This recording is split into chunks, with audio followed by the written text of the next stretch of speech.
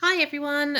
Okay, so this video is going to show you how to wind off one of our skeins onto a cardboard bobbin, or it can be a normal sewing bobbin. I've just used a bit of cardboard.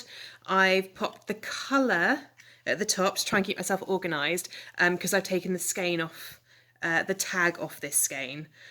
For anyone who's used our packs, you'll notice this is one of our 50-metre skeins. Okay, so can you see I've still got the loop at the top? Oh, take that bit of fluff off. That's where the tag would go through. And you've then got the other loop at the other end. So this bit here is the bit that you're going to want.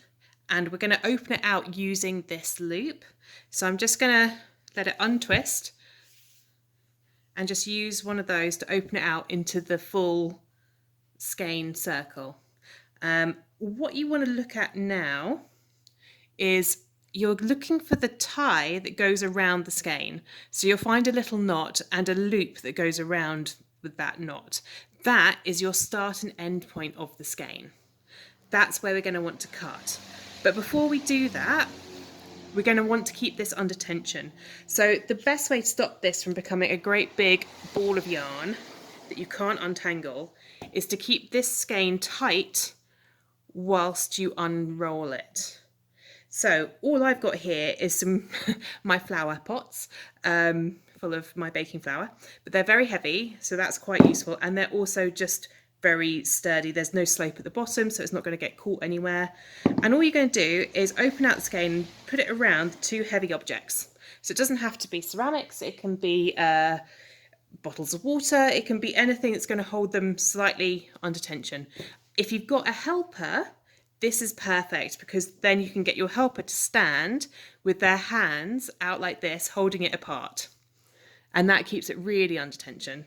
But as everyone probably knows, I'm in lockdown and we can't do that at the minute because it's just me. The dog doesn't help. So all I'm going to do is find that knot again, which is here. And I am going to cut,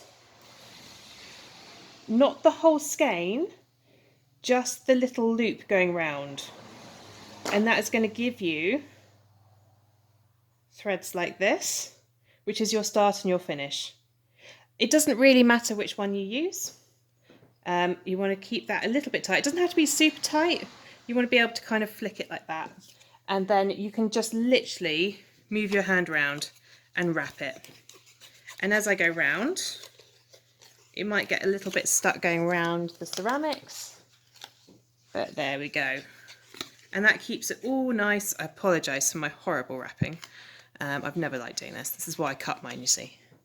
But that then keeps the threads all nice and easy and straight as you unwind. And you can do that for the 100 metres as well without a problem. The silks are slightly different, and I'll be doing videos on those in a bit.